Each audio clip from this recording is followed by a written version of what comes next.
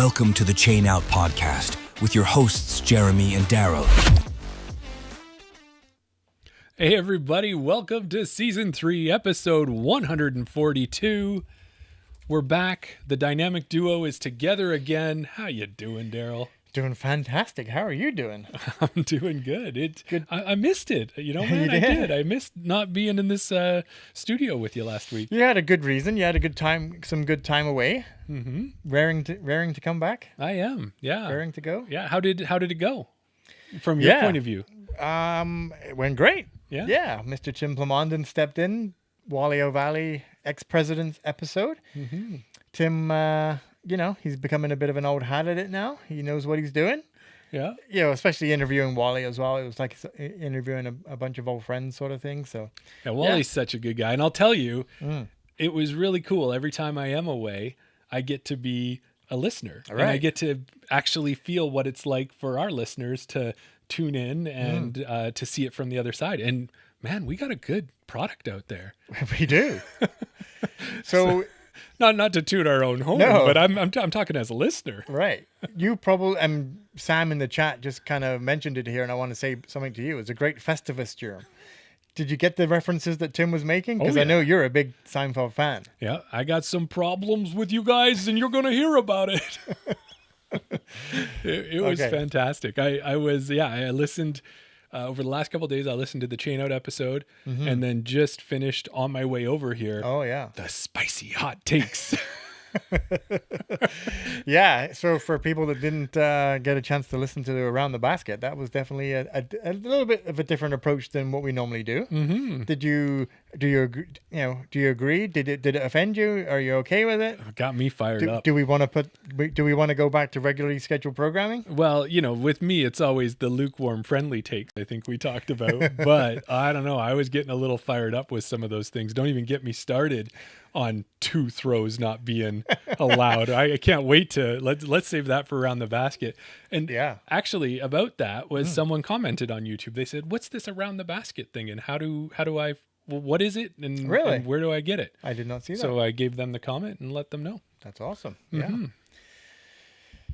Well, thanks to Tim for stopping in. Yeah, I Glad really, to have you back. Yeah, that's a good point. Let's do that. I'm looking straight down the barrel. Yeah. Tim, thank you. Great guest co-host. I was saying to Daryl before the show, he and I don't have to worry now. Mm-hmm. We've had Gabe on the show. He did a great job. You've been on the show twice. You killed it. You nailed it. We're in good hands. We can go on vacation now. I haven't been on vacation in 142 episodes, Jeremy. You think now is the time? When you're ready, Yeah. Tim and I will have it under control. Okay. I'm happy You know, to I have have him. said to you before that if any time you get bored of me sitting beside you, if you want somebody else, I'm more than happy to go behind the scenes and push the buttons and make it all work from behind the scenes. Well, I think there's a whole bunch of people in the chat who say they're not ready for that. Yeah, whatever. Aw. Well, the 6th Canadian A-Tier of the year is coming up in just a couple of weeks, and we're excited to have tournament director John Pytel join us and tell us all about it. It's a big year for Eastern Canadian Amateur Nationals, and John will be joining us probably in around about 15 minutes. That's right. Yeah, Yeah. we got some top of show to do. Absolutely. And Yeah, last week you were out in Kelowna. I was, yes. You were out in that area. You sent me a couple of UDisc links while you were out there. You got to play some disco, add some new pins to your map out there. How did that go? Yeah, I love to add You the do. little baskets to my UDisc map, and Yeah. I got two more on a place that I've never had any. The closest was Kamloops in Logan Lake, so dipping a little bit further south, I got to play the Summerland course. Oh, yeah. So that's going to be an interesting. I want to tell you a little bit about that. It's going to be a little interesting when we talk about that right away. Okay. And I got to play Three Blind Mice, which is down in Penticton, and we've heard about that. You remember? I remember hearing about it. Yeah. So these are both courses that a lot of people have told us about in the area, whether it was Carver Whitford or Stephen Picaro, Dion Eden, president of the BC Disc Golf Association. Yeah. And Dion was so accommodating. He wanted to come out and play with me. He was willing to help get me out there, have people show me around. Awesome. But being that I was with family, it was more Jen and I went out and played Summerland, and then Jen, my two kids, we all went out and played Three Blind Mice. So the Summerland course, total brand new course. Yeah. And has had a whole bunch of red tees all ready to go. They were starting the blue tees, and I saying were, Yeah. and I don't mean to say were, But it's kind of sad is that I was there on Tuesday. Yeah. And when we left the area on Friday, they were Yeah. evacuating Summerland. The whole wow. place was on fire. And that's what Sonia's in the chat before it burnt down. Yeah. So from what I found out from Dion today, he's actually even a Dion does so much. Yeah. He's a volunteer person helping out in some capacity there. He showed me he had his vest on and his emergency service and stuff. So he's helping out there. He hasn't had a chance to go see the course because what you have is you have the highway that's right by the lake. You have Summerland, the town/city. Then up the hill, you have the disc golf course. Okay. From what he said is the city's safe. People have been evacuated, but it's fine. Right. But up the hill, it's burned. And from what he's being told, he's getting mixed comments that the course is probably burnt down. Oh. So he says, don't worry, Jeremy, I've already got a plan. Okay. Good. But I could have been one of the last people to play the course, Jen and I. Right. It's crazy. Yeah. Yeah. Sam's in the chat says that day that you hit Summerland, he was in Penticton. And he tried to get out and play, get around out with you, but he had to do something else with his other half and could have had a meet up to play, but it wasn't to be. Yeah, that would have been great. You love meeting up with people and playing disc golf. Oh, I do. And having Sam out there with me, I yeah. think that would have been great for sure. Or Sam squared even. And then Three Blind Mice. I want to touch on it really quick. Sure. Okay. I'm looking at everybody out there. If you have lived in Alberta or Saskatchewan or Manitoba or anywhere that's flat, Three Blind Mice is twice as bad as they tell you it is. So you go, and I mean this in a good/bad way. Okay. So you drive from this beautiful beach area at Penticton and you start climbing up into the vineyard area and you're driving and then you turn here and then you turn here and then you turn here and then you turn to this last street and you feel like you're almost driving straight up the hill and you're like, this is a one-way road. What happens if somebody comes down the other way? Right. And it kind of dead ends in a circle. And you're like, is this the course? It says it on the map. This says where the course is. Yeah. Where do I park? You turn around, you park off the road on a shoulder that goes down like this. And when I parked, and I guess I was told, I was like, that's just Penticton. That's the whole Okanagan. Is I parked, and you know how when you park on a hill, you're supposed to angle your wheels and such? Yeah. So I put on my parking brake, I angled my wheels. I'm walking away from the vehicle, and I realized it's all on that poor parking brake. Doesn't matter which way I turn the wheels, my vehicle is gone. If it releases. So that's done.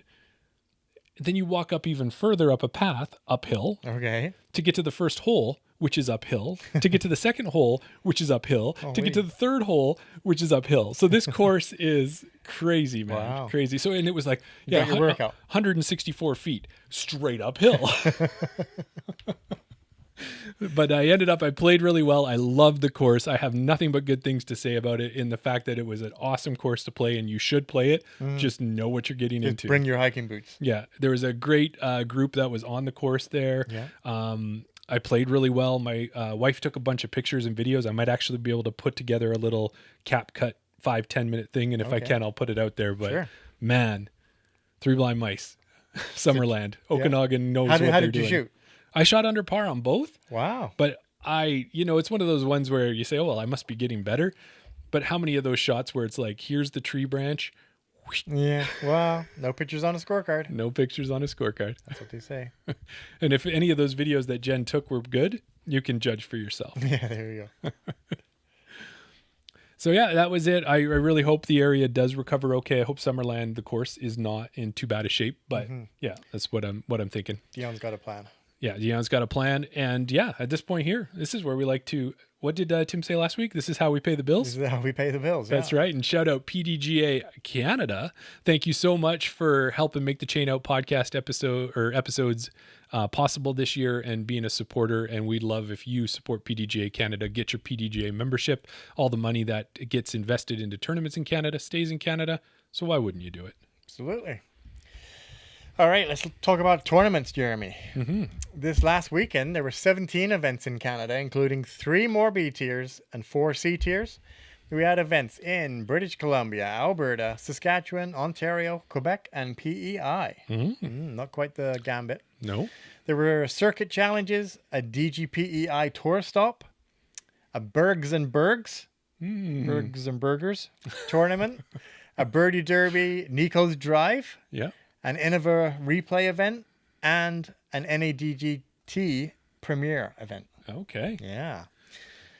But tonight, though, we're going to focus on the Wooden Sky tournament that took place out in Hamilton, Ontario, and it was hosted by a tournament director, a friend of the show, Chris O'Zalins. Yeah. As well, team members Mike Morton and Dennis Barnes were there as well. So this is a brand new course. Okay. It embraces being a treed course. Yeah. The course is called The Rock. Ooh. And the tagline for the course, Jeremy, it's like right out of a movie. Really? Are you ready? I'm ready. Give it to me. This is where I put on my deep, dark announcer's voice. The Rock, where every far away... Sorry, I'll start Every again. what? Every far away. Nope, it's not far away. The Rock, where every fairway is carved through Mother Nature's canvas, beneath a canopy so thick it turns gaze from blue to bark. Players will find themselves throwing under a wooden sky, where the forest crowns every shot and the trees hang overhead like living rafters. This is a course built to test every layer of the game, blending the quiet poetry of the woods against the challenge of competition. Coming to a province near you. Exactly. Don't walk, run. I love it. It was a 2-day, 2-round B tier, and it was the 18th stop on the Ontario Tour, and it was a qualifier for Ontario Provincials. Nice. Yeah. Players received a Team Canada PVC patch, a water bottle, a ThoughtSpace Ethos Praxis with the Wooden Sky logo, and a ThoughtSpace Mellow Hybrid putter as well. On the tournament, though, it brought out many of the big-name Ontario pros, including Chris Brown, Colleen McInnes, Kat Johnson, Cam Zanini, Alicia Hums, Jake Voskamp, Trent Michaud, and big gun himself, Thomas Gilbert. Yeah. On the MPO side, Tommy G took down the win, shooting a 1038 rated event, finishing -14. That was 11 strokes better than second-place finishers Cam Zanini and Chris Brown. Yeah, Tommy G. He's got that big arm. Must have been no OB on that course. Kat Johnson was the FPO winner. She had a 955 rated plus 11 finish that had her 5 shots ahead of second place finisher Colleen McInnes. Okay. Just when we thought our Ontario wish list was finished, Jeremy, just add another course to the list. Yeah, it said like I looked at the pictures and stuff. Sounds amazing if you go by that tagline. Oh yeah, I was like, I got to leave this for you. You've got to read this. I looked at the start of it. I'm like, I don't want to hear it all, but I know it's going to be great, and you delivered. And it sounds like the name of the course. What is it? Wooden Sky? Yeah, the Rock. It's called the Rock. The event was called the Wooden Sky. Yes, yeah. So that's good. There you go. Well, remember, if you want us to shout out your tournament or event that you've hosted, send us an email, chainoutpodcast@gmail.com, or send us a message over on our socials. And let's hit the pro news. The Discmania Challenge presented by TrueBank took place in Indianola, Iowa, which is just outside of Des Moines. I know you watched. Did you watch your Jomez Pro like you usually do and such? Absolutely. So you would have saw what I was looking at through PDGA Live is that Evan Smith won the event and did so in elite fashion. Spanked it. Yeah, like he beat Gannon Burr. And on the surface, people are probably looking at me saying, yeah, he beat Gannon Burr. So what? Other people have done that this year. Right. But Evan did it by 8 strokes. This wasn't a 1-stroke squeak out win at the end. He won by 8 strokes. Part of that win involved an 1109 rated -15 round 2. So he like you said, he spanked them. He spanked them.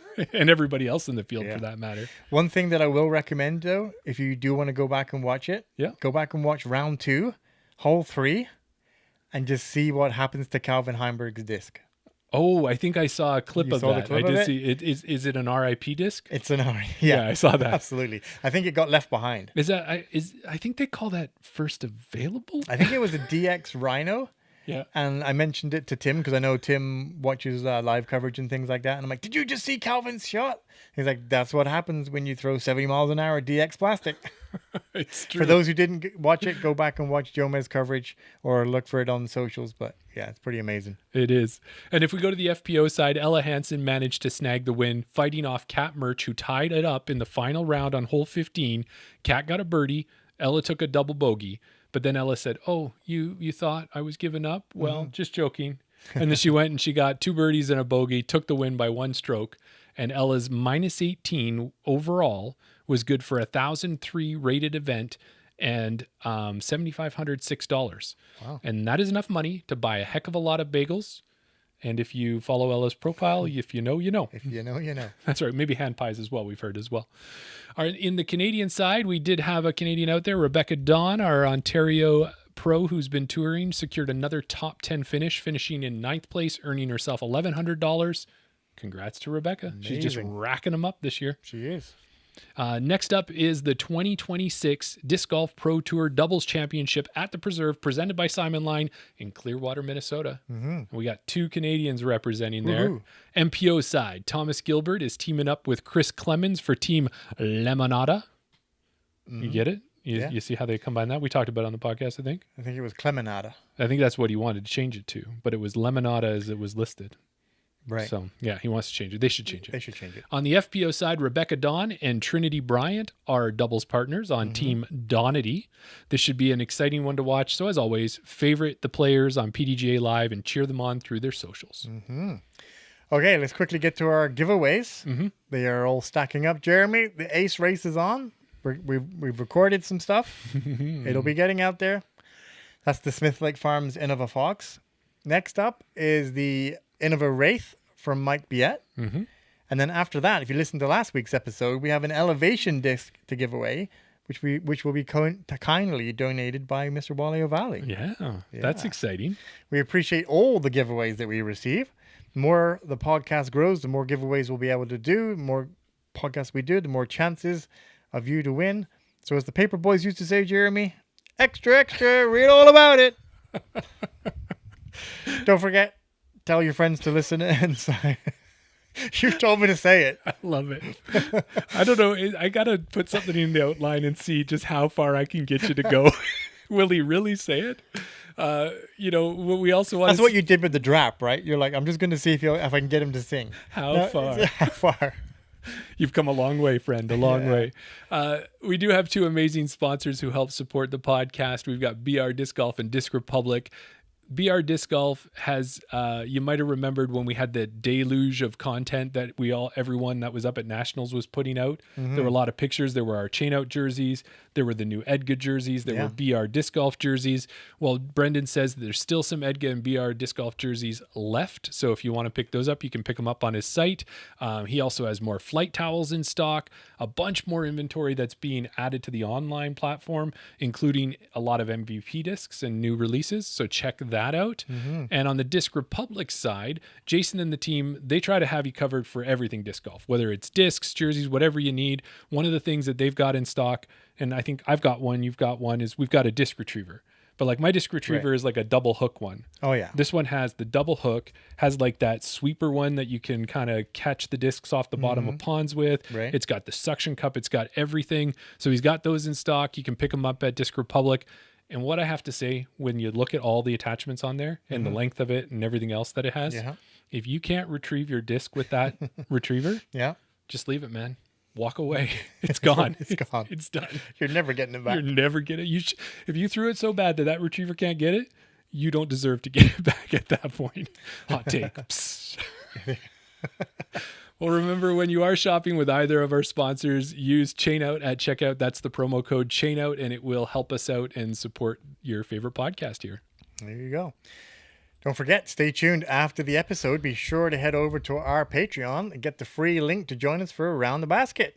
If you listened to last week's episode, there were some spicy hot takes. We'll be back to the normal lukewarm, friendly banter that you've grown accustomed to. Maybe. I don't know. You're getting me fired up. You're getting me fired up. You don't want to hear me when I'm fired up. Maybe we do. The chat demands it. Yeah, the deep dark voice is coming back. Sounds like Macho Man. It does a little bit there.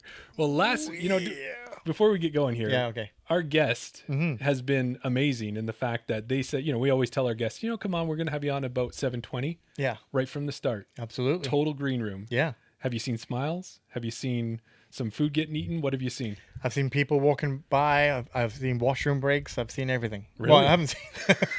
they've left to come back. I don't know. I'm assuming they went to the washroom. I don't know. All right. So, but they're ready. But they are ready. Yeah. Okay. Good. Perfect. So last week I heard you and Tim chatting about the number of times that Tim has been on the podcast, and we used to be able to count on our hands on one hand, the number of people who were repeat guests on the podcast. Right. But not anymore.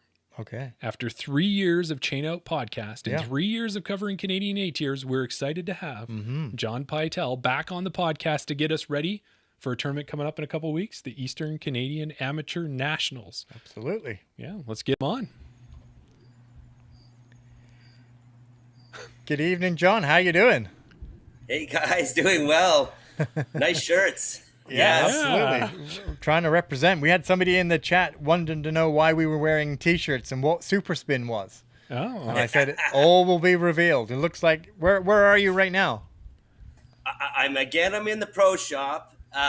You guys, you've mixed things up and you're interviewing us before the event. So we don't have a banner to have in the back. So I'm in the shop and I'm in front of, 18 or 16 of our brand new baskets we're about to install for the ECAN. So, this is, and again, I went on a cricket removal spree today. There's a few, acting up here, as you usually hear, and it might rain. And if it rains in this building, it's like a bomb's gone off. So, I hope that doesn't happen, but there's some clouds coming in. Yeah, no, that's all good. yeah. I was going to say, when you look at that is like a perfect shot. It's like one of those never, those backgrounds that goes off into the distance and they're all brand new baskets. I love it. Yeah, the forever mirror or an infinity mirror. That's what, Yeah.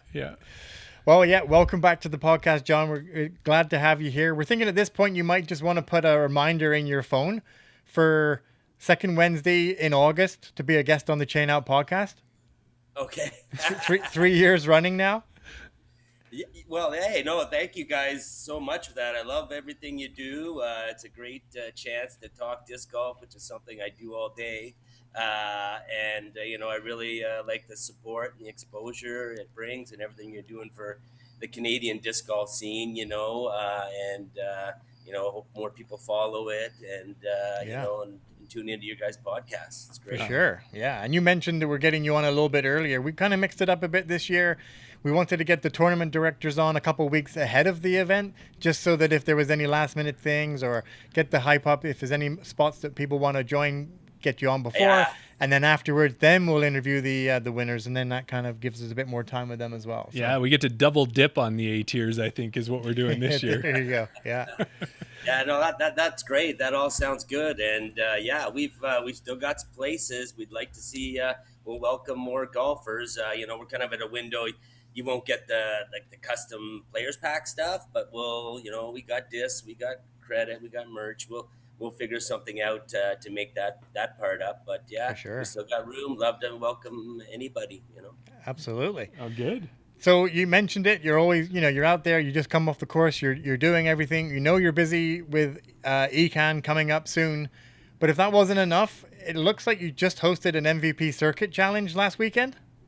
Yeah, I jotted it down when watching this beginning of the show. Yeah, we had a great time. I'm like kind of getting to be a convert of that type of format because I didn't get to play the glitch one because it was a little bit bigger and I had to just kind of host a little bit more. But I managed to sneak in on this one and got to play, and it's just a lot of fun talking the discs with the people you're playing with and. You're watching how other people throw like with such accuracy to see how much spin they're putting on, and you're watching how these discs start to break in as the round goes on. And we went out and played.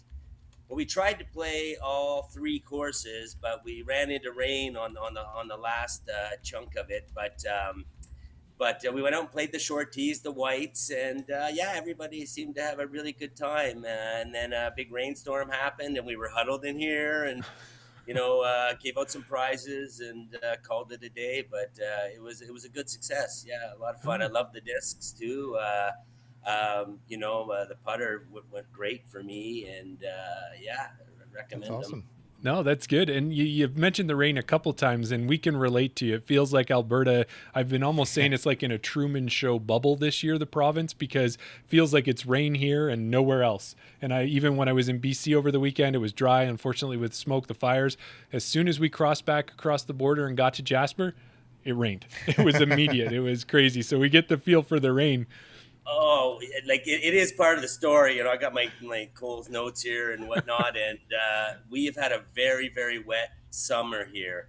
Now I know everybody's going, "Oh no, Ettyville and the wet," but what's different this year is that the ground, because of maybe the drought last year, has sucked up the water really well. Oh.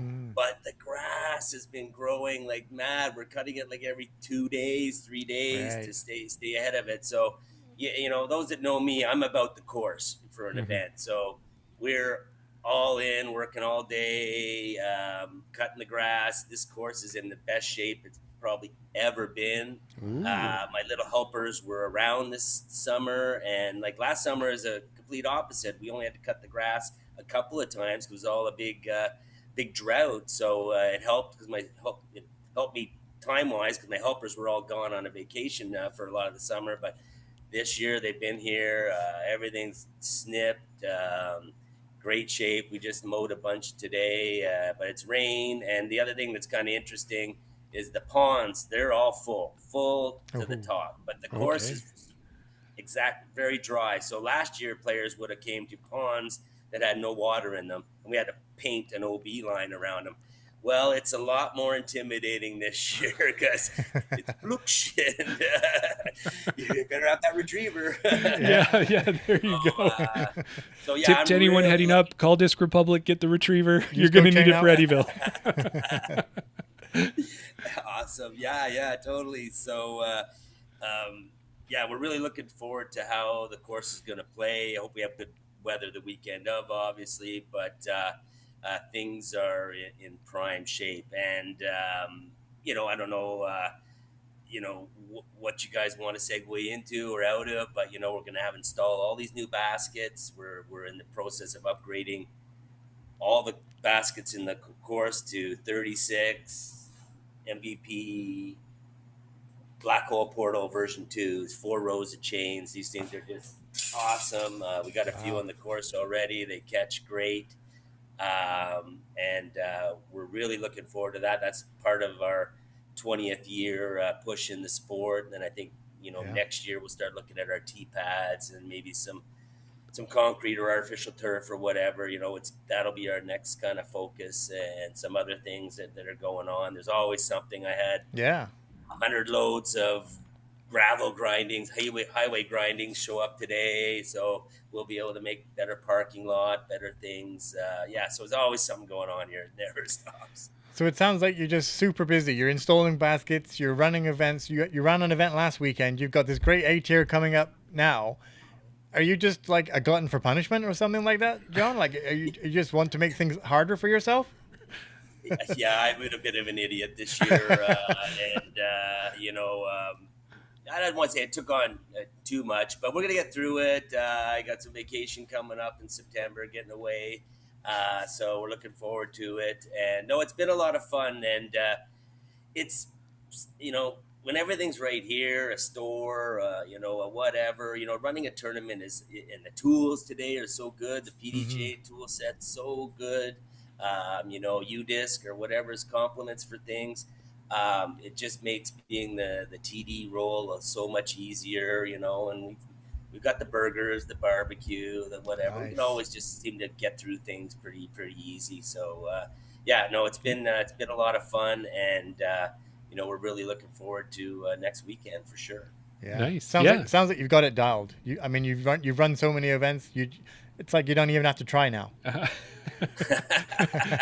Oh, there's always something. And finding volunteers, it's because I do so much of this on my own, and then our members all want to kind of play in the tournament. So, the volunteer pool gets hard to fill at times and stuff. So, but no, it'll all be good. But never have enough volunteers. Always volunteer for your local tournaments. And volunteering isn't saying I show up from 1 to 2 and then I'm going to do this. You got to volunteer. You got to jump in for the whole event, be there, take on a role, and fulfill it. That's volunteering. Sure. And disc golf needs it a lot. Well, and I think you've hit on a couple of good things there too, John, is that, so one, we were going to put it in there and ask, is there still room for the players who want to play? Yes, it sounds like there definitely is. Your course, your property can hold a lot of people, so you've still got room for the people who want to play. But if people want to come up to that beautiful area of Canada, up by the country's capital in the Ottawa area, and make some time out of it, you can bring your family, you can bring your friends, they can volunteer. We just we chatted about a few times over the last couple of weeks on the podcast, was we had somebody in our local community who's in the chat tonight, Sonia. She went up to nationals and did the 4.5 hour drive for the express purpose of volunteering. And I'm thinking she had to have at least as much fun, even if she didn't have more fun than we did playing the event. So, if someone's not sure about volunteering, they should definitely sign up and do it. And people always get confused and they're like, but I don't know anything about disc golf. Trust me, there's something that people can do, and we'll teach them pretty quick. If you've got a head on your shoulders, you'll be able to help them volunteer at a disc golf tournament. Oh, absolutely. Even just spotting is so key in the right spots. Players really appreciate that. And we'll get there. We'll get some more. And again, for me, it's if I had all the time and I was only doing this event or something, I would have the volunteer pool. It's just I'm all day on mowers, or we run 225 leagues a year. 15 tournaments, whatever events. It's plus. So I'm busy all the time. So we got this dialed, but I just haven't found enough time to have the great pool of volunteers that I'm staying in touch with all the time. Gotcha. Yeah, well, and as you said, coming up next weekend, so we're talking Friday, August 21st through to Sunday, August 23rd. The tournament's got 3 rounds. It looks like 1 per day.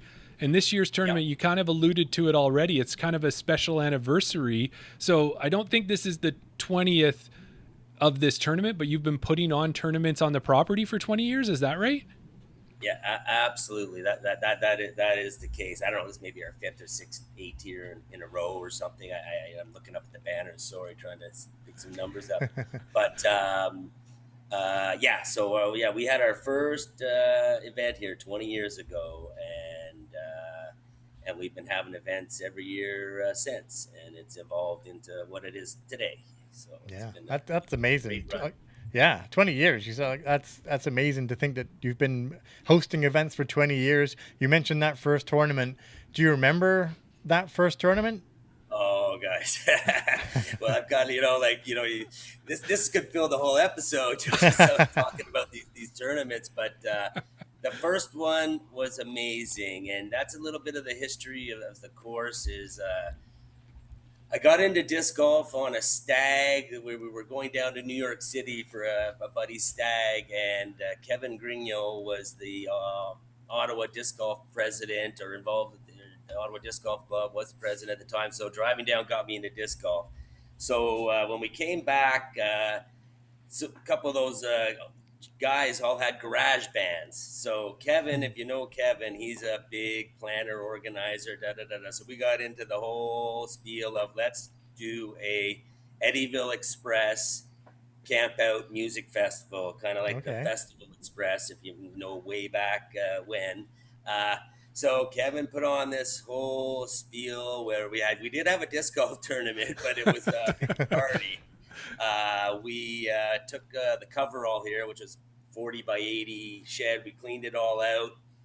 We built a big stage. We put a big projecting screen hanging from the ceiling, parked a combine behind it and projected on it.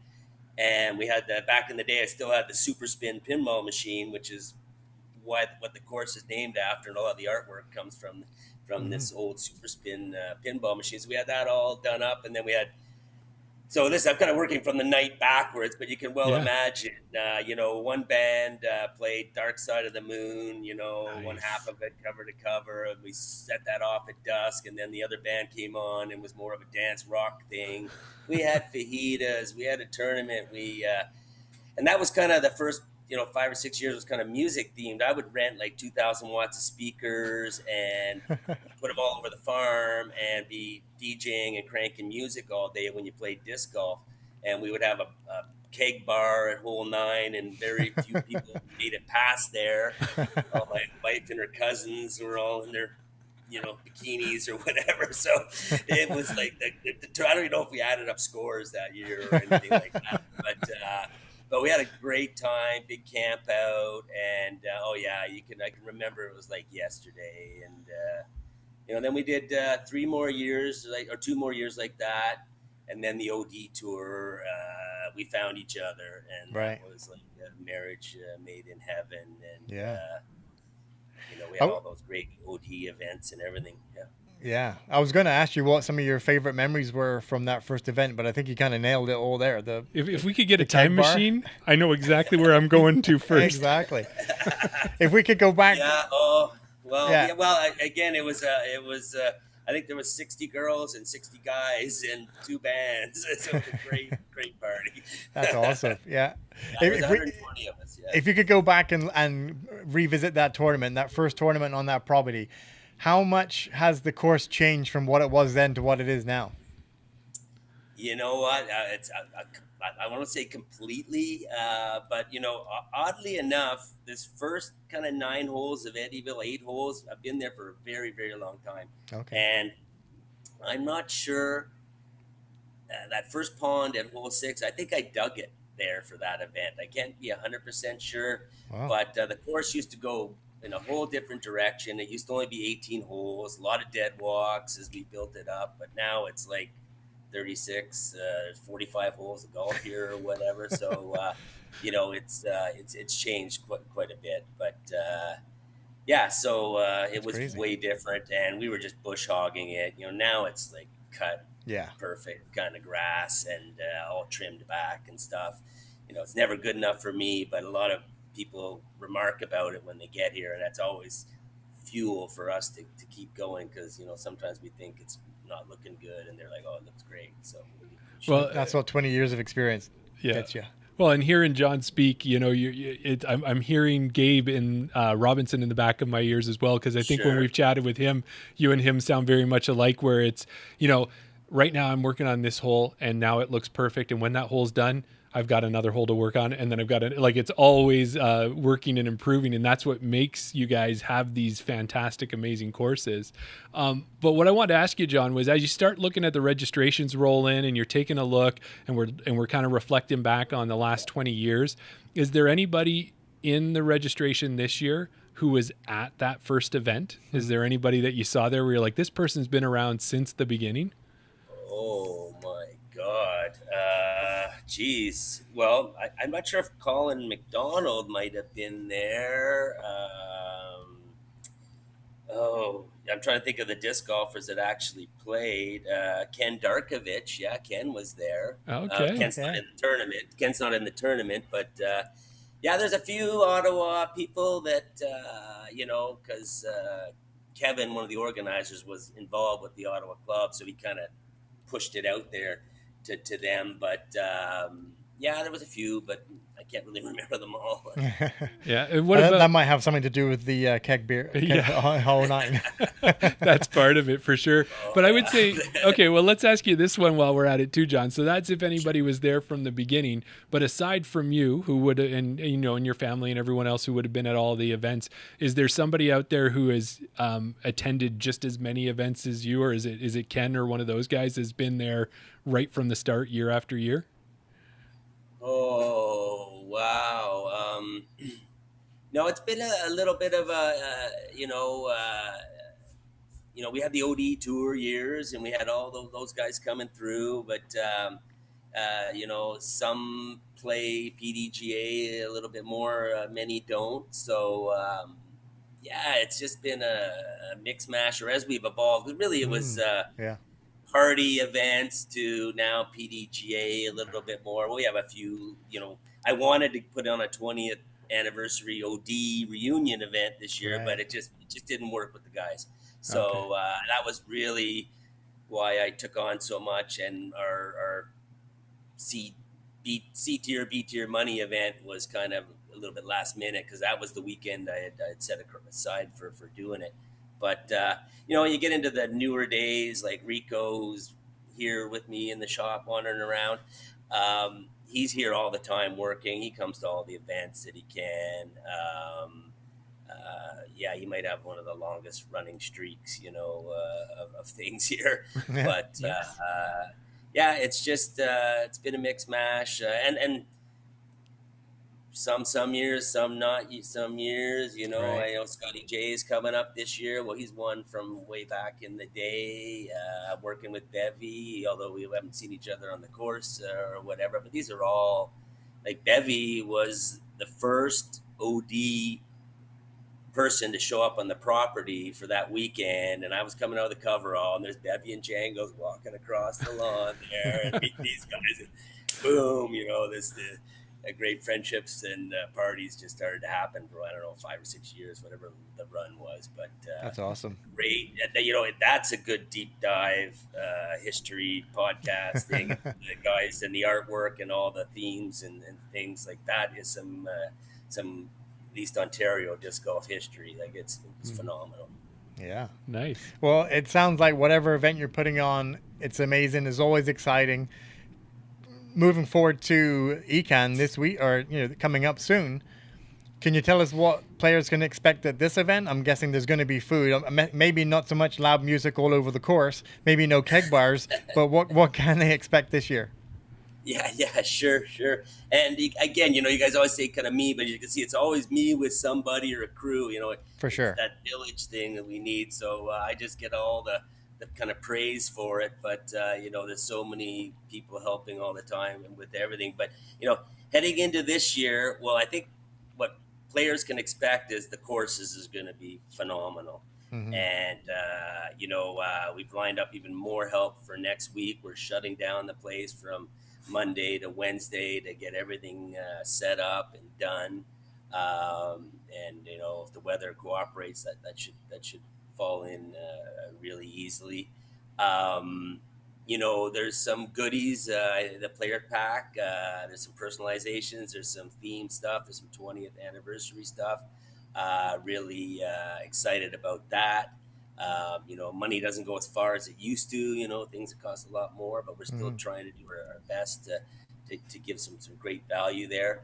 And like I said earlier, I'm all about the course. So we haven't even finalized it yet. So we had the ECAN or Elite layout last year, the Ettyville Elite layout. So we're trying to build something bigger that can handle, maybe the next level or whatever. So we're trying to demonstrate to sponsors or people or whoever that, we can put on the par 72, 13, 14,000 foot course, no problem, like lipstick, So this year, with switching the baskets out and there was some things we wanted to make better about the eel. We knew it wasn't a perfect layout or whatever, but we kind of made it happen with what we had and the time and the resources last year. So this year, we're not going to focus on that complete par 72 experience where you got so many par 5s, so many par 3s, so many par 4s. Because that was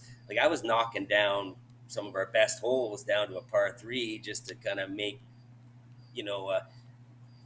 golf course. Right. So this year we're going to make it probably a little bit longer hole wise, not necessarily much in distance. Like we're not trying to make it a monster. It's just one round, some of the feedback last year from the MPO players was, that was just about the right amount of golf or a nice day of golf. So, sometimes you're trying to give more than people really need or can handle when you have 36 holes or whatever to push them around all day or every day on them. So we're gonna we're working on the layout. The hardest thing is doing the U-disc and everything because we're gonna rock 3 different pin placements every day on the course. So that's why we have all these portable baskets. We'll be putting them on poles later. So you're going to have a different pin placement, hopefully on almost every hole. It should be every hole through the tournament. So we're trying to build that out, get that all built out in U-disc. When players arrive, they should, if they practice the course, they should be able to go on like a U-disc and see all the 3 maps or 3 days, and they should be able to see painting on the ground where Saturday, Friday, and Sunday basket locations are going to be. So we're excited about that. We're not trying to do anything crazy with all these different pin placements, but it'll add a little bit of a different thing for even our local players because they've got a few of these holes dialed, right? The Right. pin's been there all year, or been there for a couple of years. So they're going to have to, everybody's going to have to be, on their toes, so to speak. So, and we're hoping to leave a couple of the real classic holes that were dropped out last year and stuff like that. We'll knock it down, but it's not going to be anything crazy. And we're going to put in a fourth tee pad.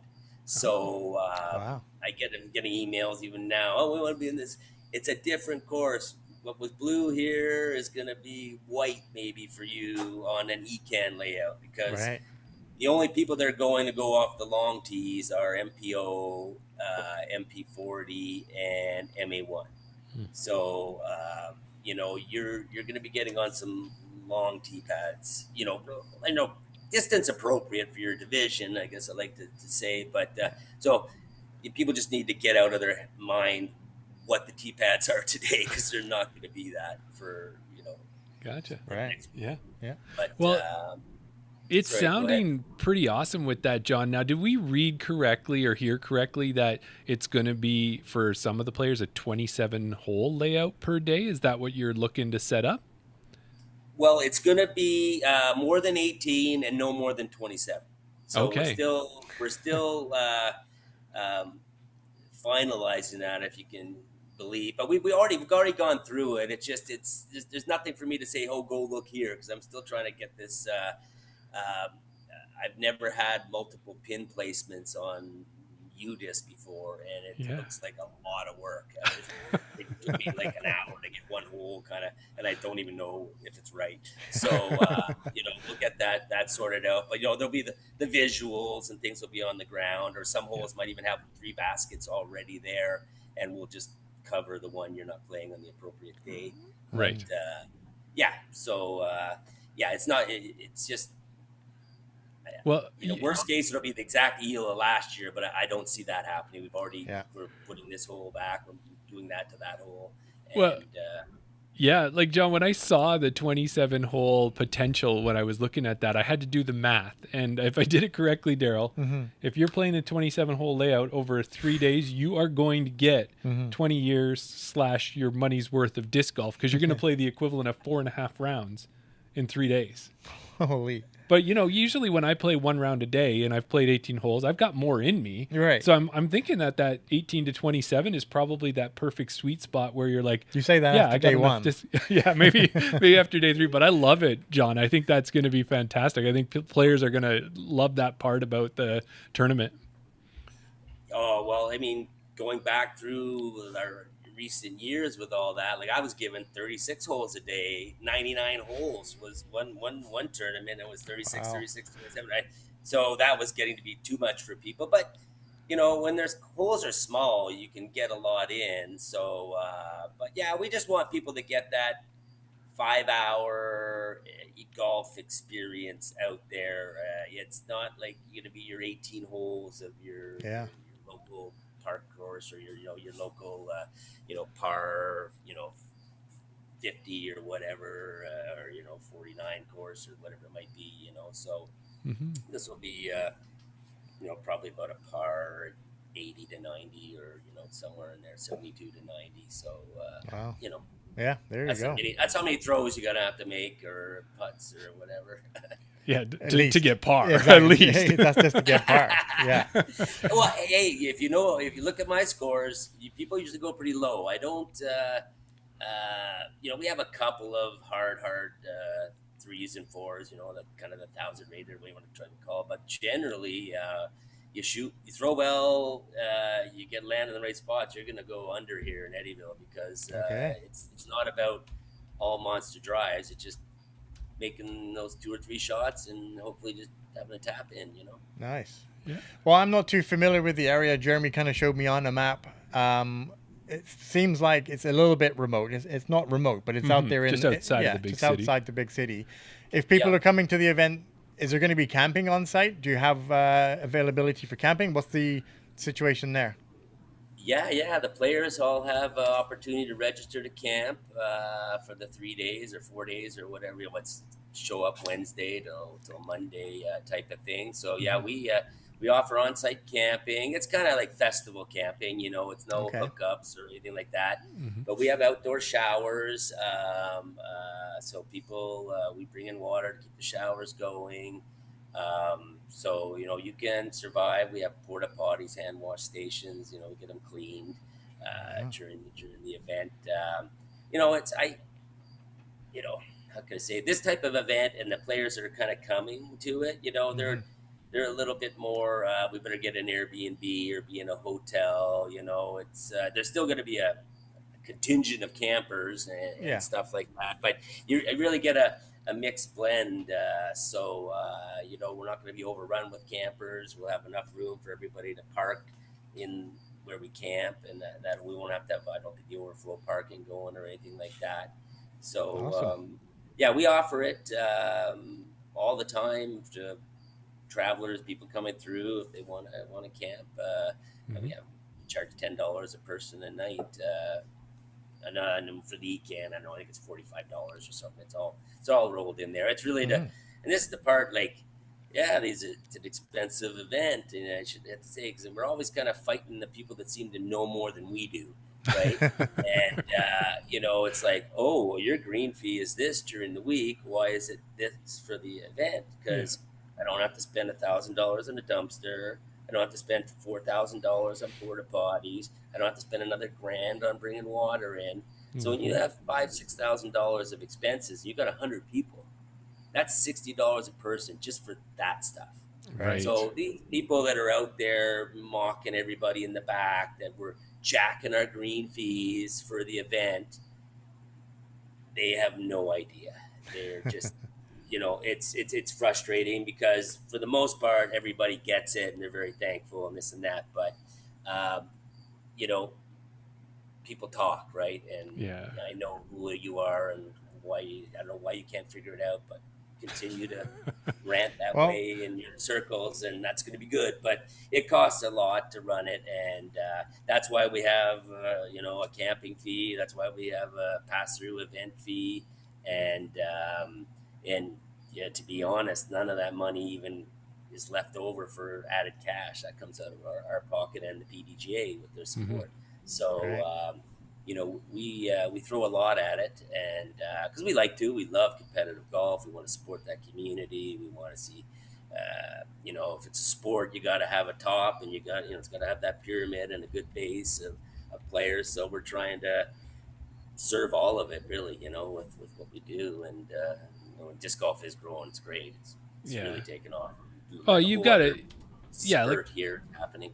Well, I was going to say, John, you got a lot of great points coming in there, and we talked about that when you and I were going back and forth. That I think we will, and it's going to be a good episode. Is we'll talk a lot about what it takes to put a course together, and it kind of piggybacks onto a conversation on Around the Basket that Daryl and Tim were having last week about players packs and that. We really want to dive into that, but kind of taking it a little bit further through ECAN coming up here. One of the other parts, you guys have made food available before, like you've had your family cooking. Are you doing that part again too, or? We the players would kind of see a little bit of that on the registration, but no, we'll be running our canteen. In years past, we've had full on meal options and whatever, but we could tell, we got so many campers, so many people staying off, we don't need a big dinner thing, but we'll have a canteen going. So I think my wife's plan is the morning's going to be like sausage and egg English muffins or whatever are going to be available and whatnot, and then we're going to kind of have the barbecue burger hot dog thing going, or one day it's going to be like chicken, like real chicken breasts, like chicken burgers with real chicken breasts, barbecued and on a bun or whatever. And another thing we've got onto this year is John's kind of cold lunch for these hot tournaments we've been having. Basically, it's potato salad and that dill salad from Costco with cooked up barbecue chicken thighs sliced up, and just give you a lunch and a fork, and it's great and delicious and the right amount and get you through. So we'll have a bunch of those we can have them pre-made. So that's generally the plan. So Don't need more than that, John. Don't need more than that. yeah, You've got us you know, sold. I'm hungry right now. and there'll be coffee, and I'm right beside the fridge right here. Ding ding ding. Weekly drinks as usual. Perfect. And snacks and stuff like that. But we kind of, with the numbers we have and the amount of campers now, we knew we didn't have to go crazy on the food, and that's good because that helps the volunteers last the weekend. Yeah, For sure. Yeah. And then, so that's obviously, you got food, you got camping, you got music, you got a 20th year celebration. It's a major tournament for the ODSA. It's an Ontario provincial qualifier. You've got everything, and we can see when we look at the registration that it's actually resonating, because when you look and we look at the pro side of things, the MPOs and the FPOs out in the Ontario and the Eastern Canada area, they know because they're coming out. And I'm looking here and I'm seeing Thomas Gilbert and Martin Hendel will both be there again. And Marty won this one back in 2023. Thomas has won it 2024 and 2025. And with the course design that you're kind of just putting the finishing touches on there, do you think either of them's going to have the edge on this one, or is it going to be a pretty good battle for the two of them? Oh, yeah. I think they'll battle again, and like they did last year. And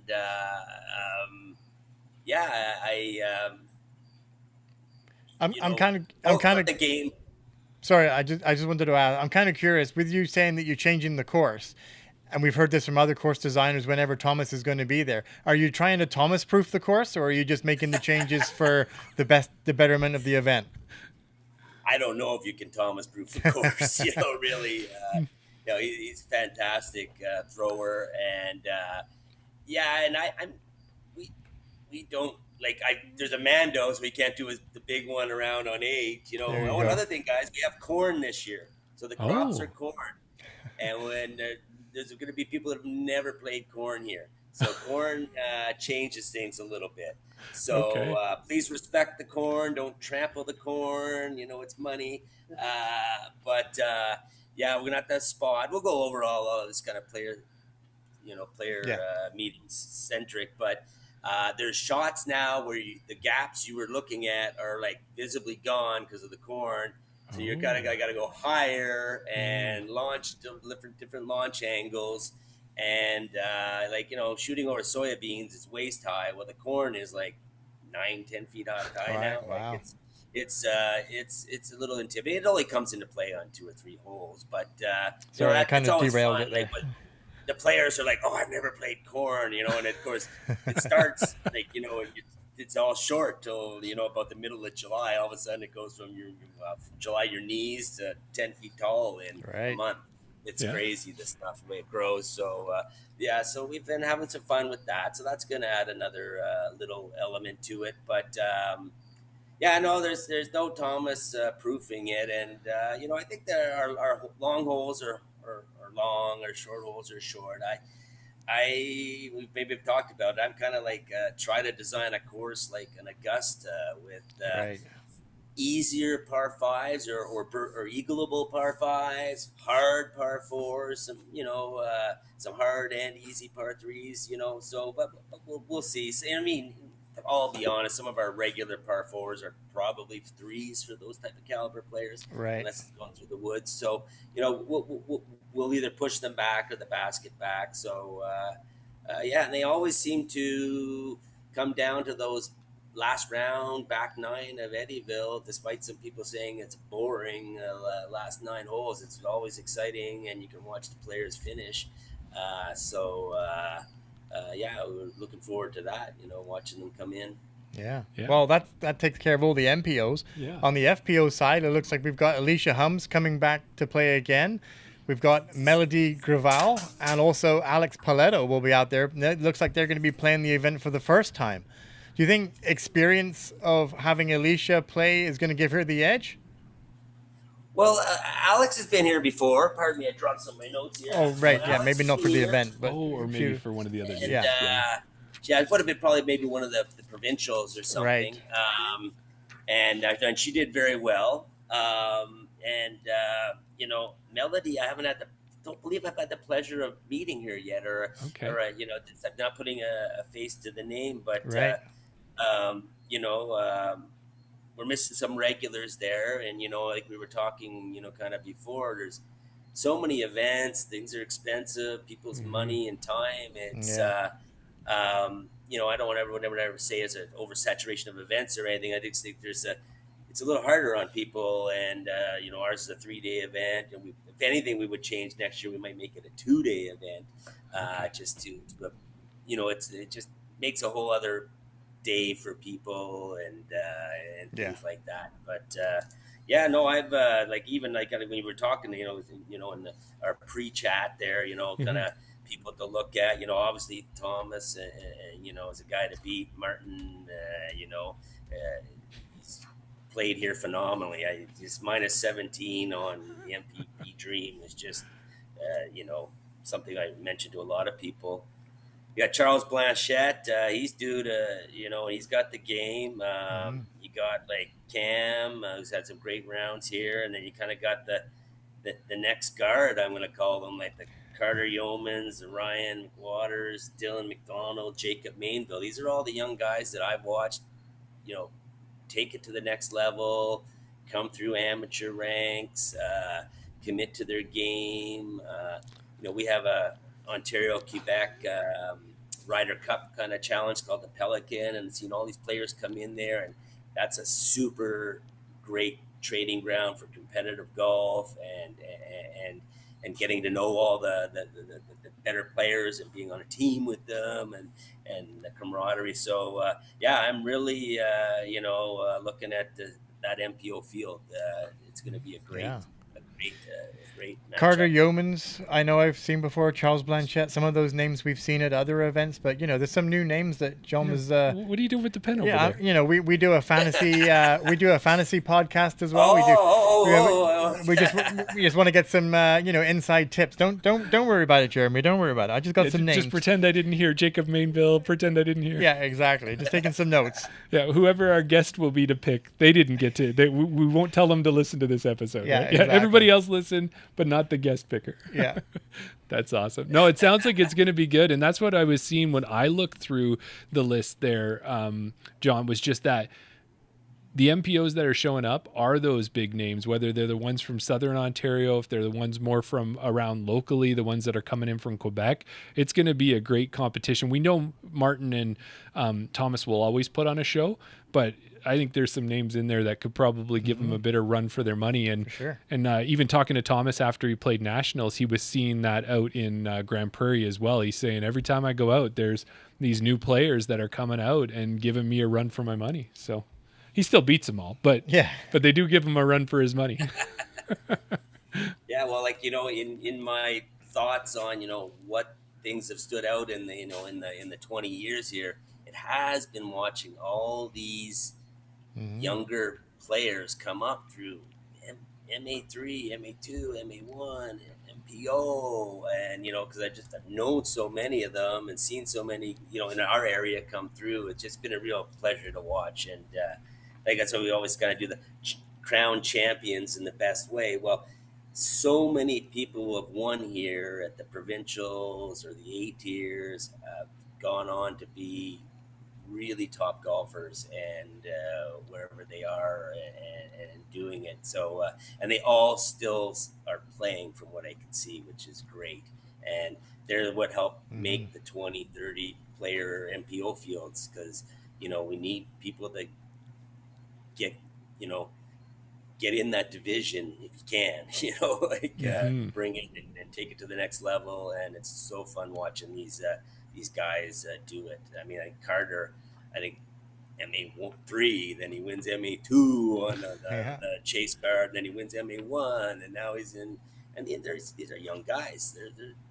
They haven't even reached their potential. So well, and I think it's great to see. I'm thinking of it, John, because you mentioned it. I saw kind of in the comments there and in the registration too, another, a player that we've had on the show for our juniors episode before and is just making leaps and bounds. Alistair Robertson's coming up, I believe, as well, or at least he was in there. And he's been moving himself up from the juniors into MA2 and MA3, and he's been doing he's on amazing fire. things. Like this kid's 12 years old maybe, and he's throwing 370 feet and throwing them in and doing things like that. He's a lefty, so I don't know if your course is lefty friendly, but forehand lefty, it's all the same. The lefties will say it isn't, but then they kick our butt. Yeah, I know. And when it comes to the kids, we got a few young guys that we're just telling them don't get too caught up in anything yet, but keep throwing and we got like a 9-year-old that throws farther than most of the men, and so it's crazy. Well, that's awesome. They just got to play. Keep parents take your kids out to play. That's the more they play, the better they're going to get. It's one thing for the parents to get the kids out and play, but it's people like you that put on these events that actually, it's okay to get them out on a practice round, which is great to keep them involved in it. But at least, coming to events like this, if it gives you somewhere to play and compete, maybe they'll have that extra spark and want to try better, want to keep getting better. And then they can see the Thomas Gilberts that are getting these sponsorship deals and be like, hey, I want to be that guy. Yeah. I want to be, it's strange to think that I want to be like Thomas Gilbert when I grow up because Thomas is still so young. Yeah, exactly. And I mean, that kind of like dovetails into the ODSA. They had this free junior tour, free tournaments for juniors all over the province last 2 years. I think the provincials down in Autonomy or whatever, I think it's a free tournament for juniors. So there's so much support getting behind it. I know a lot of the kids had a great time at our event, and we're almost getting there for the kids' night or the kids kind of thing a little bit more. So just got to keep growing, but there's so much fun to watch throw. Like raw talent, and I wish I could have started playing when I was that young. But that I agreed, totally agreed. Yeah. And John, we're kind of getting towards the end of what we had here, but one of the things that I really wanted to make sure we covered is that, we're doing this live tonight. We got people in the chat listening. We know people will be listening tomorrow, but we also know that there's going to be people who are going to be driving up and making the journey and be putting us on and having us keep them company on the way up. So while we've got this captive audience of players and volunteers and that heading out to Ettyville, is there any kind of those commonly asked questions or frequently asked questions that we should cover and let them know? If it's like, don't forget to bring this, you're going to need your boots, or you're going to need your umbrella, that type of stuff. Yeah. Well, players will all get that kind of, I've got so many emails and it's like almost a pro forma template there. But yeah, you could get August in Ontario. You can have 4 seasons in one day. You could have frost at night, you could have hail, snow, and then you could have 45-degree temperatures with humidity, and it's crazy. So, be prepared, have a little bit of everything, bug spray, the mosquitoes and that, if it's the right conditions, they'll come out during the day and bother you, your sunscreen, there's stuff all within 5 minutes of here, 10 minutes. You can get yourself resupplied with things pretty easy. But just don't barrel in very fast in your car because there's a laneway and there's people and things around. So just come in slow. But I think for anybody just coming up, just find your way here, get parked, and there'll be a great tournament to watch. Oh, awesome. Yeah, for sure. You kind of touched on it a little bit earlier. I just want to kind of reiterate and go over it again. You mentioned about volunteers. You'd always need volunteers. You mentioned about volunteering for a good chunk of time. I'm sure you would take people that can come and spot for an hour or two as well. If people did want to volunteer, where is the best place? Is it just to reach out to you? Is there a sign up page on Disc Golf Scene? How would they, how do they get available and make their availability to you? Yeah, it would just be to reach out to me directly, we'll just figure out what your availabilities, capabilities are. We lost one player to injury, broke his leg. I don't know if you guys have ever come across Pogo Duncan or whatever, but I'll share a link to some of this guy's stuff. He's amazing. But anyways, he busted up his leg, so he's going to volunteer to be our starter So thanks to Duncan, we just put that together today, and anybody else wants to come on out and help, there's lots of spotting and opportunities, and just generally being around and able to go take care of something if need be. Yeah. I don't think you'd ever turn volunteers away by saying you had too many. Yeah. That would be the best problem you could ever have, right? What do I do with all these extra people? Yeah. Exactly. Well, John, we mentioned it at the top. We've had you on the show 3 times, and it's always been in this kind of format. So you haven't gotten to participate in a lot of the staple segments of the show. So I didn't tell you about this one, and I'm going to throw this one at you anyway. So, Daryl, let's start this way. Okay. Last week, I was out in Kelowna in the Okanagan, and I had a chance to head to the beach. Mm-hmm. I haven't been to the beach in a while, and I know you love a good beach. I love a beach. Yeah. So if we were heading up to ECAN, we wanted a good beach, we could take a little detour to the Ottawa River, just kind of east of Canada's capital city. Right. And if we did, we'd be in a bit of a treat because we could sit, have our toes in the sand, sitting by the river on a nice sandy beach. Mm-hmm. And it would be even better because you know where we would be? Where would we be? We'd be on one of the many Petrie Islands. Oh. So, speaking about islands. Now it's time for Desert Island Discs. Picture this. You've taken a relaxing cruise, however the ship goes down. You manage to swim to an island, and fortunately for you, there's an 18-hole disc golf course. Which 3 discs are you taking with you on the island? It is that staple of our show when we do our regular interviews, John. We're going to do it for you. For people that don't know, as the intro kind of explained there, you're on this ship. You're taking a relaxing cruise. You've run all your events for the year. You're taking your break in September. You're on this cruise. Unfortunately, the cruise ship sinks. You managed to swim to an island, but you grabbed your trusty disc golf bag with your 3 trusty discs. When you get to the island, there's a disc golf course, luckily for you. Which 3 discs are you hoping that are in the bag? Oh, I'm sure everybody that knows me or plays with me is going to know the answer here. Okay, my putter, it's going to be my Pilot. It changed my life, that disc. I went from no good putter, never really cared, never could, and now I consider myself to be a respectable putter. Okay. And scoring so much better. Just love the disc. So I'm a stickler. I always like to know what plastic is there. I don't know too much about the Pilot. Is there different types of plastic? Are you picky?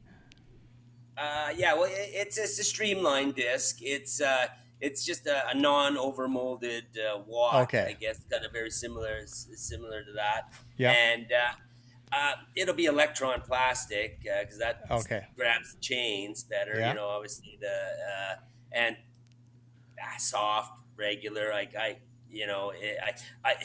The problem will be is I like to get a fresh one after a little while. They just seem I like that tack a little bit more.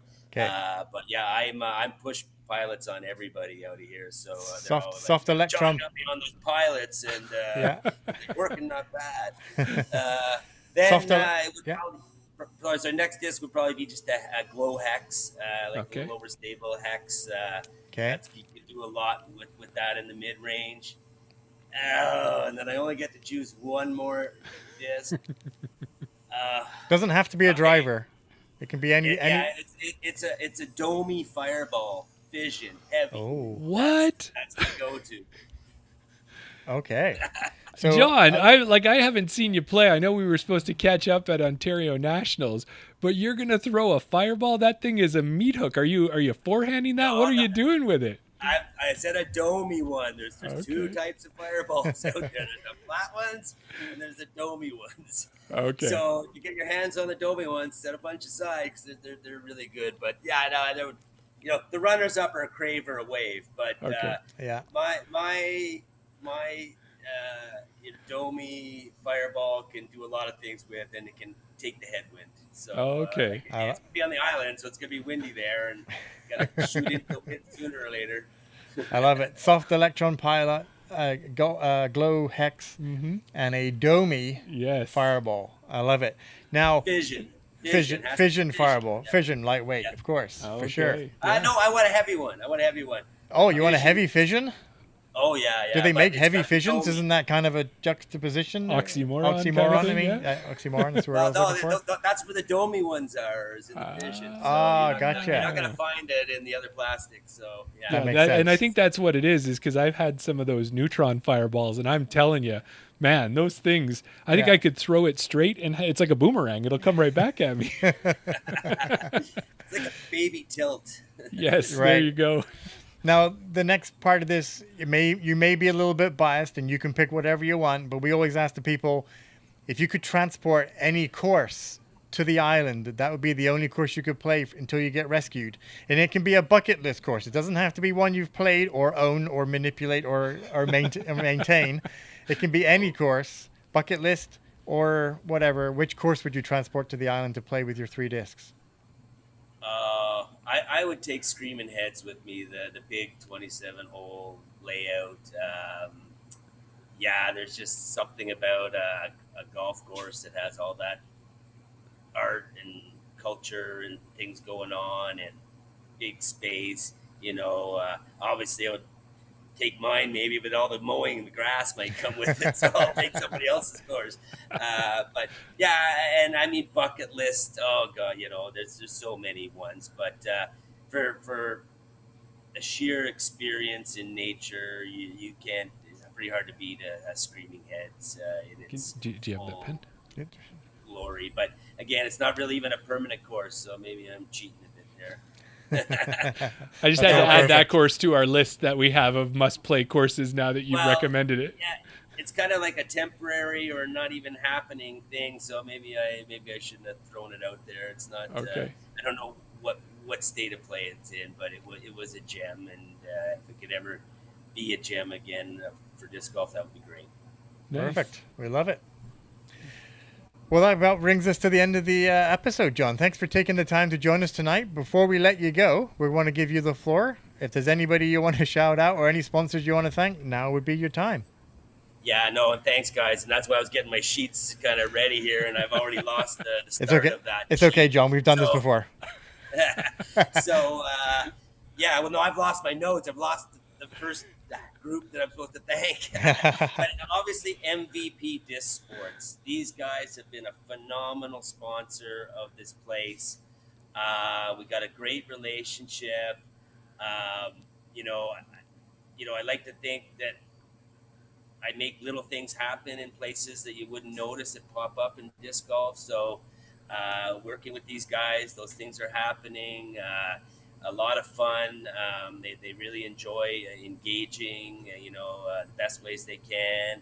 And they're doing a great job. And, we're very happy to represent them. The courses are named MVP, Dream, Axiom Island Dunes, and the Streamline Rookie 9. And we thank them for all their love and support. And that really keeps us going. I always have to thank my wife, my kids. Like, she does everything for us. Keeps us, lets me spend all my day doing disc golf and night. So that's great. Our tournament sponsors, Integral Communications, my brother-in-law, great company, he's always around helping. Then you have Disc Golf Art by Jake. This guy takes care of a lot of our artwork and our Players Pack items. So helpful, so nice to deal with. He's jamming a bunch of last-minute stuff together for us as usual. That's all coming together. The Ottawa Disc Golf Club, I'd like to thank them. They're sponsoring, helping out. Having a great relationship, best relationship I've ever had with them. Going on these days. They got a great crew, lots of courses and things happening in the city, a whole bunch more like clubs and things. It's all growing in the area. You got the provincials in Kempville and Sandy Row with a new course and a ball golf course. There's so much going on in the area. It's so fantastic. Mm-hmm. I'd like to thank the Ettyville members for sure. Like, this place has to, it has to be a facility in order to exist. Like in the early days of disc golf, we only have one tournament a year, a couple of leagues a year. There was no player base, but I was raising my kids. I didn't mind cutting the grass or having the place kind of available, but it was underutilized. Well, now it's getting utilized. We've got a great member base, everything they support. I know you guys are doing plugs, but EttyvilleSuperspin.com. We're a full store here. We sell everything online. We have all the products, and that money goes into supporting this facility. I have not taken a paycheck out of here in 20 years. So what comes into disc golf is what stays in Ettyville and grows the sport and allows us to, with MVP's help and everybody's help, is we try to sponsor a lot of things even within our own realm. So, it takes everybody, but we're a store, EttyvilleSuperspin.com. Please check us out, and we're glad to help you with your disc needs. Got to thank Eric Vinay, who's been quietly over here in the corner. Eric comes out basically every day and helps working. Oh, he's gonna pop in. Come on, hey, how you doing? Hey, Eric. Big guy. So I'd probably maybe our MP50 champion this year. Oh, nice. It's only That one, guy's no older than his buddy 30. dropped out. Oh, look at those guns. Yeah, he doesn't realize he's going to MP40 now. I haven't broke the news to him. But Eric, you can't go out work at night every night in the woods by yourself. But Right. Eric will and drags me out with him most of the time. So that's how all the cleanup and the things go. We're in the bush all winter making piles and burning stuff, and because it's like haircuts, the woods. Like there's always stuff falling out and breaking, and it's you got grass to cut or you got trees to deal with. Like there's no, and we'll get into that when we talk disc golf. At a further date, there's no getting away from it. There's always work of some kind. I got to thank my helpers, Loanne and Sven, these kids that are busting their back doing all the work around here as we get the place looking good. Darlene, who my neighbor, helped me load all the discs and do stuff. Duncan, who's coming in to be our starter. Any other volunteers that are still kind of TBD, confirming, and thank you guys and all the players. Like, if people weren't showing up, we wouldn't run the events. And if we didn't get such good feedback from people that we really respect, top players, we wouldn't be doing it. So, we're going to be back with, again, our Ryder Cup in the fall with Quebec and Ontario, one of our premier events, best event of golf I watch other than this event. So give that a plug. People in the area should come out and watch that. That's a fantastic display of golf. Okay. No, Awesome. man, it sounds like Yeah. you've done it probably the best we've heard in a while. You had the list ready and you hit all the right notes. I think a lot of people are always like, oh, I think I might have missed somebody. If you missed them, I'm sure I did. Yeah, no, but you have such a great team around you, and we appreciate all that you're doing up there. And we're wearing the shirts that you've sent us. You've always been a great supporter of the podcast, so thank you for that, John. And we know this event's going to be awesome, and we can't wait to talk to Thomas, Marty, maybe somebody new Jacob in a few weeks Carter. here. Yeah, You never know. Oh yeah. No, I'm looking forward to that. I'll watch that. Be watching that for sure. And don't be scared. Hit me up again. Like I know we did something last year. Let me know. I'll send you a care package. Sure. We got a lot of stuff coming in because the MVP has been really generous, and we've been restocking our shelves. Like I didn't order any discs last year with the tariffs, so I'm been swamped just trying to restock the shelves. So that's been fun. So now we're getting discs back that we haven't had in all summer. So we're getting stocked. Great. It'll be a lot of fun. No, that's awesome, Perfect. John. It's going to be a great time. Thank you. I know it's busy for you. You took the time to jump on and join us. We appreciate it. Have a great event. And we'll talk again. We'll plan a off-season one, and we'll really dig into the costs of disc golf. I think that'll be a great conversation. Yeah, be a great episode. Absolutely. Yeah, looking forward to it. Yeah. Sounds Thanks good. for everything, guys. Really appreciate it. Okay. Absolutely. It's our pleasure. Thanks, John. All the We'll best. talk to you soon. Daryl. John, 3 times we've had him on the show. Yeah. He's been doing this for 20 years, hosting tournaments. And not just imagine? this event. Right. Like he's hosting events at his property all the time. 225 leagues a year, he said? Yeah, like that must be like league nights. Yeah, for like, sure. Which I was like, leagues? That many leagues? Wow. No. Must be league nights, yeah. Plus events. But also too, it's like, and not just Like, he's got the A tier, he's got all the professionalism in that. But I'm telling you, that original like festival style concert. I want to go back to that. I do too, man. I want to go to that. I can remember back, late 90s, early aughts, and going to Edge Fest and concerts like that. But to combine that in the woods with a disc golf tournament, Right. I'm sold. I'd still go there. I might even mosh at that thing. Oh, we should. I mean, I don't know if you want to dig out that picture of you with your piercings in your belt, your wallet chain. People won't believe that. That's a hot take. Was Jeremy actually a bit of a punk at one point? Maybe a poser. Yeah, there you go. but- Wannabe. Yeah. Well, awesome. No, it's fantastic. I know that tournament's going to be great, so make sure to tune in and watch it over the weekend there. You can watch it through PDGA Live. If you're in the area, get out there and volunteer or play. Do both if you can. Yeah, exactly. Yeah, Nothing like stopping you doing both. No, I went up to nationals, and as much as John said there, he'd like someone for a whole day. I found that I could volunteer for a couple hours, play my round, and it puts a dent in what needs to be done. If everybody that plays is able, or even 50% of the people that play can volunteer 1 or 2 hours. It's like what happens at Falcons Flight, right? We've seen it. We've been part of that. It's like the whole player contingency volunteers, and it makes the event that much better. Right. Yeah. Do we need to do a secret word? Yeah, if somebody's got a secret word, throw it Get out something there. from the chat. We could. I think spicy hot takes is What was apparently. the? I reckon whole 9 beer keg. Oh yeah. Yeah. Whole Or nine. whole 9 beer bar. Or was it a beer bar, beer keg? I think it was beer I think keg. it's beer bar. And then whatever there it was the Dark Side of the Moon, of course, was part of Yeah. that. Like any of that stuff, anything that kind of anything that harkens references back. that OG event. That'd be awesome. For sure. Yeah. Well, I think you want me to say something here. Well, I was going to say we're at that point where if you're listening at this point, we always appreciate you. We'd love for you to subscribe to the YouTube channel, like us and follow us on Facebook and Instagram. Do all the things that you already know. Tell your friends, tell your family, tell your grandma, tell whoever it is that Chain Out Podcast is what they should be checking out. For sure. We'd appreciate it. And if you've done all that, head over to Patreon. You can join us there. There's free levels. There's also paid ones that are going to get you little bonuses like free entry into our contest, discounts on our gear, like our sexy hats that I'm wearing one right now.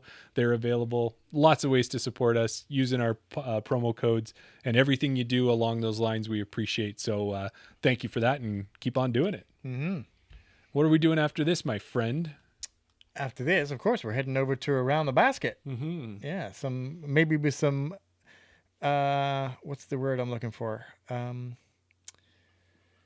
Lukewarm. Yeah, I was trying to put it into a salsa terminology. Oh yeah, Not like fuego, medium, but- mild. Yeah, what's the Fuego, that's fire. That's hot. Yeah, that's hot. fire. Yeah, but not fuego. What's the next level?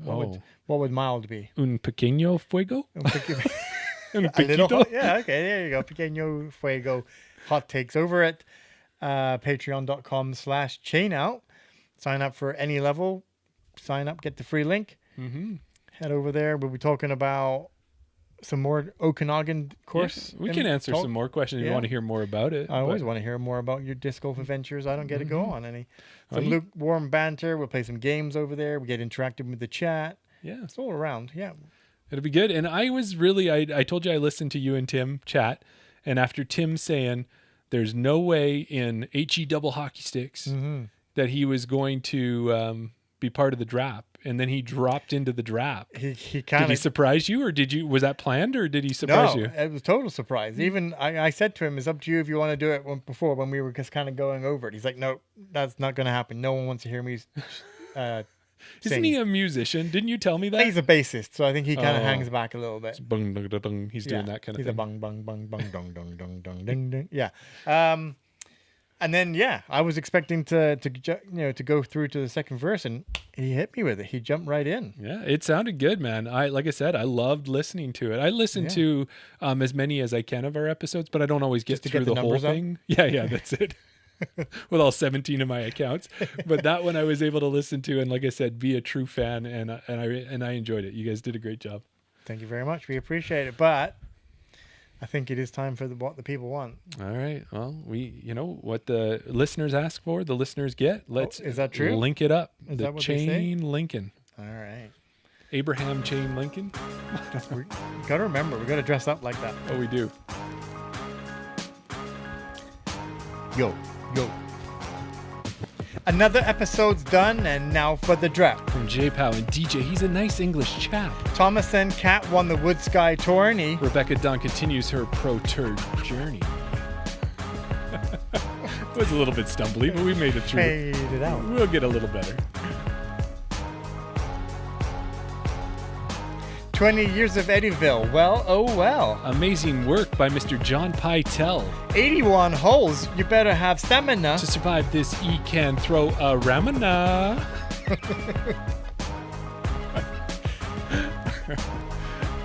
I almost think you're enjoying this. Yeah, maybe. Thanks for staying right to the end. Not just a listener, now you're a friend. Did we score an ace? How dare you doubt? You know we can do more than just chain out. How dare you say I'm enjoying this, Jeremy? Yeah. I do it reluctantly. Okay. Okay. I'll drag you through the next one. Yeah, there you go. Okay, thanks everybody. Head over to Patreon. We'll see you.